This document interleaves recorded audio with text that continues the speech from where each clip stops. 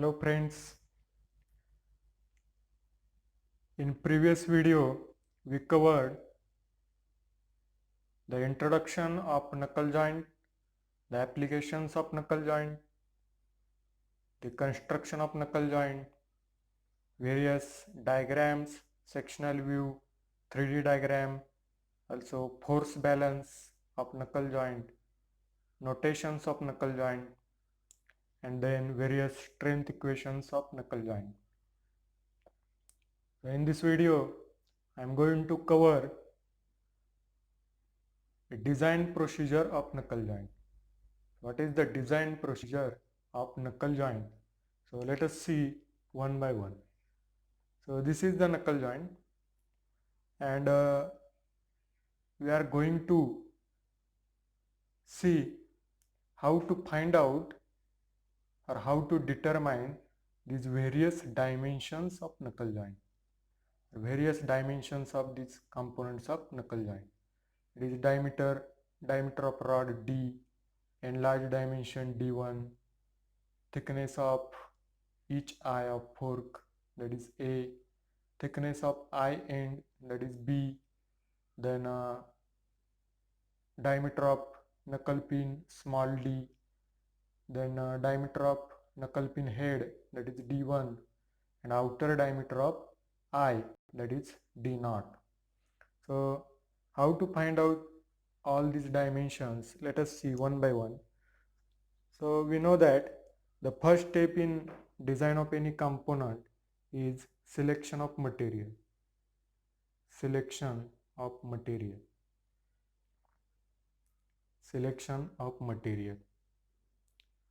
So here is the failure of pin takes place due to shear and bending.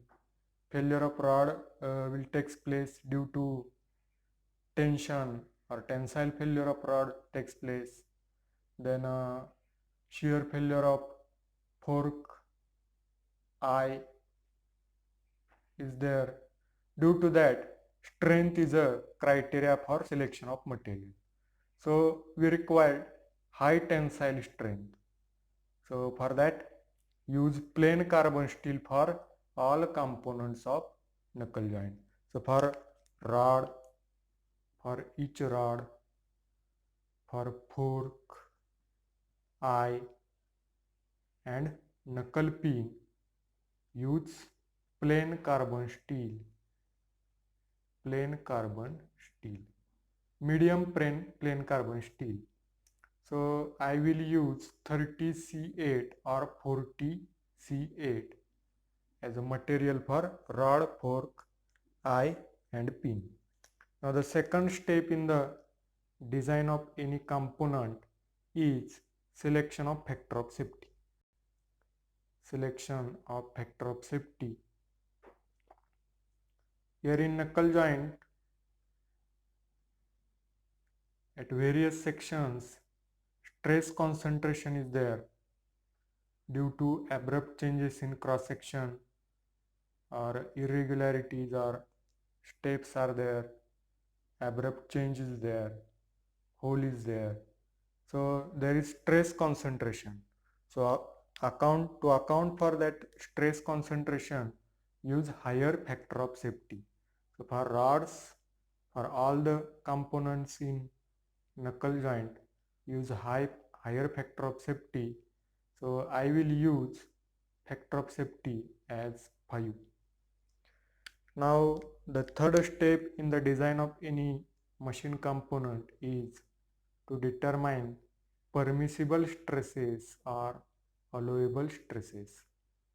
Permissible stresses or allowable stresses. So we know that sigma t is equal to SYT divided by factor of safety.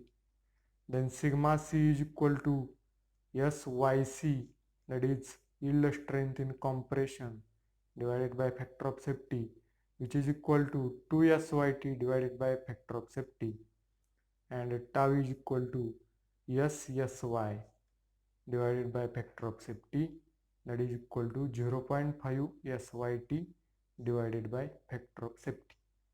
So these are the permissible stresses. Now the fourth step in design of any machine component is to find out dimensions. To find out dimensions. Now let us see one by one dimensions. So first dimension is diameter of each rod. Diameter of each rod. Diameter of each rod, that is capital D. We know that the failure of rod takes place due to tension, or tensile failure of rod is taking place. For that, use the strength equation of tensile failure of rod. So sigma T is equal to P divided by pi by 4 capital D square. From this equation, you can determine capital D easily. Now the second dimension is enlarged dimension of each rod. Enlarged dimension of each rod. Enlarged dimension of each rod, that is D1. So D1 is equal to, for that empirical relation is used. So D1 is equal to 1.1D. It is taken from design data book. So this empirical relation is used for to find out the enlarged dimension of each rod, means this dimension. So D1 is equal to 1.1 into D.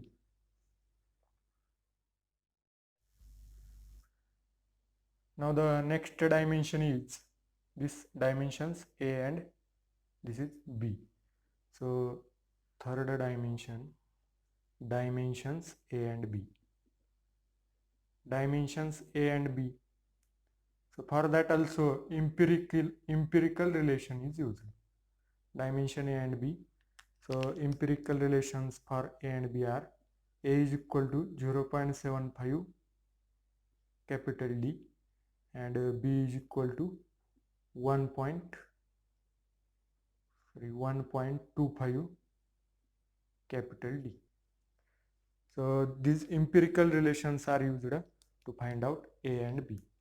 Now the next dimension is, fourth dimension is diameter of knuckle pin. Diameter of knuckle pin. Diameter of knuckle pin, that is small d. This diameter of knuckle pin, small d. So the knuckle pin fails due to shear stress, shear and bending. So use the two strength equations. Tau is equal to P divided by double shear takes place. So P divided by pi by 4 D square. And another strength equation for bending stress is 4P divided by 3 pi D cube 4A plus 3B. So find out D from both the equations and take whichever is maximum. Take whichever is maximum. So this is the procedure to find out diameter of knuckle pin. Now the fifth dimension is dimensions D0 and D1. So this is D0, outer diameter of eye, and D1 is a diameter of head of knuckle pin. So for that also empirical relations are used. So D0 is equal to 2 times D and D1 is equal to 1.5 times diameter of knuckle pin. Then next step is check for eye.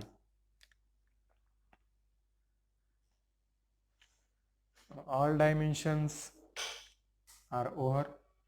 Now checking of our design is required.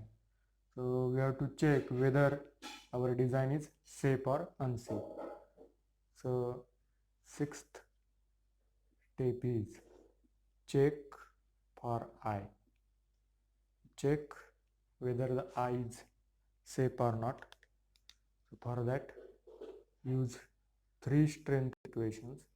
Sigma t is equal to P divided by B into D naught minus D. So this is the strength equation of tensile failure of I. Then use crushing failure of I.